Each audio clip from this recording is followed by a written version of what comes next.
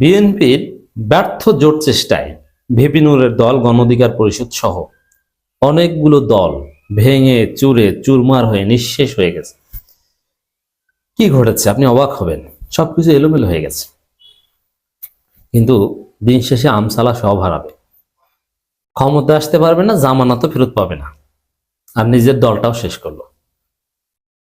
তো বিএনপি একটা ভাইরাস, এই ভাইরাসের কাছে যারা যায় তারা একদম শেষ হয়ে যায়। এটা মরণঘাতী ভাইরাস, এটা আমি আগেই সতর্ক করেছি। এই ভাইরাসের কাছে কেউ যায় না, একদম শেষ হয়ে যাবে।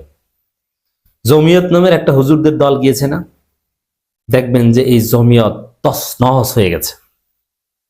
ভিপি নূরের দল, ভিপি নূর একটা সংগ্রামী ছেলে, ভুল ত্রুটি ছিল, কিছু টাকা পয়সার অনিয়ম, সাফাদির সাথে বৈঠক, এরকম কিছু আকাম করেছিল, কিন্তু ওভারঅল মানুষের তো ভুল ত্রুটি থাকে। তারপরে ভিপি নূর সংগ্রামী একটা ছেলে, রাজনৈতিক যত কোয়ালিটি দরকার সব ভিপি নূরের আছে, এবং সাহসী ছেলে, মৃত্যুকে ভয় করে না, নির্যাতিত মজলুম একজন ছেলে, আমাদের স্নেহের ছোট ভাই।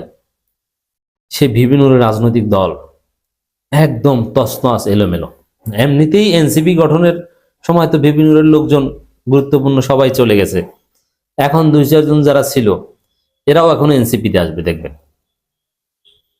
ভিপি নূরের দল কার্যত ভেঙে গেছে বিএনপির ফাঁদে পড়ে। শুধু ভিপি নূরের দল, আপনারা দেখেছেন যে কতগুলো দলের প্রধান দলকে বিলুপ্ত করে দিয়ে বিএনপিতে যোগ দিয়ে ধানের শীষ প্রতীকে নির্বাচন করছে। তো এগুলো সব বিএনপির বি টিম ছিল, বিএনপির প্রক্সি দল ছিল।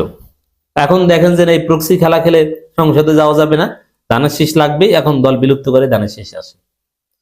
কর্নেল অলির দলটাকে কি করেছে, মহাসচিব চলে যায় কর্নেল অলির সাথে 2 নম্বরই করে। কর্নেল অলি অপেক্ষা করেন যে কোন ফাঁকে জামাতে যোগ দেয় বলা যায় না, অনেক গুজব ছড়িয়েছে জামাতে যোগ দিয়েছে, কিন্তু দেয়নি, দিতে সময় লাগবে না। আখতারুজ্জামান রঞ্জন, কর্নেল অলি, এরকম আরো অনেককে দেখবেন সময় মতো। ইব্রাহিম বীর প্রতীকও আসতে পারে, ব্যারিস্টার শাহজাহান উমরও জামাতে আসতে চেয়েছিল, পরিশুদ্ধ হয়ে অপরাধের প্রায়শ্চিত্ত দিয়ে যদি আসতে পারে, Jamaat will accept them, I believe. তো দর্শক, প্রথম কথা হচ্ছে যে বিএনপি যে জোট চেষ্টা করছে এটা ব্যর্থ। কিভাবে? যেমন ভিপি নূরকে একটা আসন দিয়েছে, ভিপি নূরের সেক্রেটারি রাশেদকে একটা আসন দিয়েছে, গণ অধিকার পরিষদ 2 সেটের বিনিময়ে বিক্রি হয়েছে। এই বিক্রি হওয়া মানে তার দলটাকে শেষ করে দেয়া। কিভাবে আসে? হাসান আল মামুন বিএনপি নেতা, প্রত্যেকটা ইউনিয়ন বিএনপি সবকিছু তার নিয়ন্ত্রণে। তারেক রহমানের চাইতে 10 মিনিটে গলা চিপায় তার প্রভাব বেশি। হাসান আল মামুন নির্বাচন করবেন বিএনপির লোকজনের সাথে নিয়ে, তাতে দেখা যাবে যে ভিপি নূর মাইক খাবেন। সোজা কথা, ভিপি নূর জিততে পারবেন না, ভোট পাবে না। জিতবে হয় জামাত, নয় হাসান আল মামুন, নট ভিপি নূর। অথচ ভিপি নূর কিন্তু জনপ্রিয়, সেই জনপ্রিয় ভিপি নূরেই এই বিএনপির সাথে জোট করার কারণে পরাজিত হবে না, জোট না করলে হয়তো বা জিতে যেতেন। হয়তো এটা ব্যর্থ জোট চেষ্টা। রাশেদের তো ব্যক্তিগতভাবেই তাকে তো এখন পর্যন্ত বাংলাদেশের মানে রাজনৈতিক নেতা হিসেবে ঠিক মতো চেনে না কেউ, আর তার এলাকায় ওইভাবে কোনো জনপ্রিয়তা নেই। সেই জায়গায় অলরেডি বিএনপির লোকজন মিছিল করেছে রাশেদকে নমিনেশন দেওয়ার প্রতিবাদে, মানে বিএনপি ওখানে স্বতন্ত্র নির্বাচন করবে, মানবে না। তাহলে রাশেদ তো জামানাতই রক্ষা করতে পারবে না, আর ভিপি নূর হয়তো বা জামানাত রক্ষা করতে পারবে। আমি চ্যালেঞ্জ দিয়ে বলছি, রাশেদের জামানত রক্ষা হবে না। আর এই হলো তাদের এটা ব্যর্থ জোট চেষ্টার ব্যাখ্যা, যে এই জোট আসলে জোট না, এটা জট। এটা আরো হিসাব নিকেশ এলোমেলো হয়ে গেল, জটিলতা তৈরি হলো, জটলা পাকালো। আর গণ অধিকার পরিষদ ভেঙে যাবে। প্রথম কথা হচ্ছে ভিপি নূর এখানে 2 নম্বরই করেছে। ভিপি নূর বড় গলায় বলেছিলেন, মোনাফিকি করেছেন, যে 2টা সিটের বিনিময়ে আমরা কারোর সাথে জোট করব না। এত সহজ না, আমরা এই সেই ন্যায্যতার ভিত্তিতে যদি কারোর সাথে সমঝোতা সেটা হতে পারে, কিন্তু শেষ পর্যন্ত 2 সিটের বিনিময়ে বিক্রি হয়ে গেলেন। এখন তার দলের এই বিভিন্ন উইং এর প্রধানরা বলছে যে গাদ্দার। হাসান আল মামুন আগের দিন বলেছে বিএনপির সাথে জোটে যাবে না, ফেসবুকে পোস্ট দিয়েছে, এখন চুপচাপ। ফারুক দোষ করেছে কি? আরো যারা আছে, যুব উইং এর প্রধান, প্রত্যেকে হতাশ। এর মানে বাস্তব কথা হচ্ছে এই বিএনপির সাথে যে জোটে গেছে, এতে নূর এবং রাশেদ ছাড়া কেউ হ্যাপি না, এবং কেউ এটা মানতে পারছে না। এখন তারা কি করবে? তাদের জন্য আবার নতুন একটা অপশন তৈরি হয়েছে যে এনসিপি যেহেতু গণ অধিকার পরিষদ যে কারণে করতো নতুন ধারা তারুণ্যভিত্তিক রাজনীতি, নতুন ধারা তারুণ্যভিত্তিক রাজনীতি তো এখন এনসিপি। আগেই গণ অধিকার পরিষদের লোকজন, এমনকি ভিপি নূর নিজেও গণ অধিকার এনসিপিতে যোগ দিতে চেয়েছিলেন, আলোচনা করেছিলেন, মার্চ হতে চেয়েছিলেন, তাই না?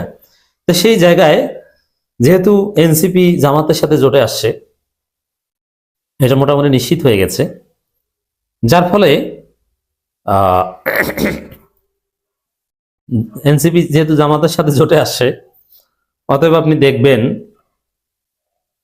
যে খুব সহজে গণ অধিকার পরিষদ ভেঙে ওরা ওখান থেকে সরে যে এনসিপিতে যোগ দিবে। তাহলে গণ অধিকার পরিষদের রাজনৈতিক দোকানদারি এটা শেষ হয়ে যাবে।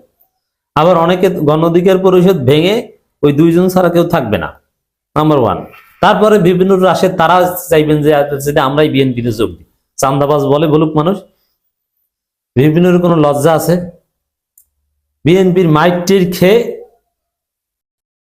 এক পর্যায়ে এসে আবার বিএনপির কোলে উঠেছে। মানে বিপিনুর কি যেভাবে নাচে, গিনিপিগ নাকি? যেভাবে নাচায় সেভাবে নাচানো, যেভাবে নাচাতে চায় সেভাবে নাচানো যায়। বিএনপির থাপ্পড় টাপ্পড় দিয়ে মাইকটে দিয়ে আবার সেই বিএনপির কোলে। এই গণ অধিকার পরিষদ থাকবে না, ওরা নিজেরাই দল বিলুপ্ত করে দাঁড়ায় শেষে শেষে যোগ দিতে পারে। যে ট্রাক রাখ দিয়ে হবে না, তোমরা যারা আছো বাবারা তোমরা এনসিপিতে যাও আর আমরা ধানের শীষে যোগ দিই। ধানের শীষে যোগ দিলে তখন হয়তো বা জেতার একটা সম্ভাবনা থাকতেও থাকতে পারে, কিন্তু এখন তো ট্রাক নিয়ে তো না। ধানের শীষ নিলে বিএনপির কেউ কেউ বাধ্য হবেন ধানের শীষে ভোট দিতে। কর্নেল অলির দলটা প্রায় গেছে, আর কর্নেল অলিও এখন ঘুরে দাঁড়ানোর সক্ষমতা রাখে না। কর্নেল অলি যদি জামাতে যোগ দেন, নিশ্চিত নমিনেশন পাবেন এবং নিশ্চিত এমপি হবেন এবং মন্ত্রী হবেন, এটাও নিশ্চিত। তা আমি কর্নেল অলি স্যারকে আহ্বান জানাই যে আপনি জামাত ইসলামীতে যোগ দেন। এখন মুক্তিযুদ্ধের পক্ষের প্রকৃত শক্তি জামাত ইসলামী, আর বিএনপি হচ্ছে মুক্তিযুদ্ধ ব্যবসায়ী ভারতের দালাল নব্য রাজাকার। এই নব্য রাজাকারদের দলে করে মুক্তিযুদ্ধ যেতে পারে না। মুক্তিযুদ্ধ হেফাজত, মুক্তিযুদ্ধের চেতনা হেফাজতকারী দল জামাত ইসলামী। এটাই এখন বীর মুক্তিযোদ্ধারা ফিল করছে, যেমন আখতারুজ্জামান রঞ্জন ফিল করে জামাতে যোগ দিয়েছে। 10,000 সক্রিয় মুক্তিযোদ্ধা জামাত ইসলামীতে সক্রিয় রাজনীতি করে। সক্রিয় মানে শারীরিকভাবে সক্ষম। দর্শক, 2টা আসনের বিনিময়ে গণ অধিকার পরিষদের রাজনীতি শেষ।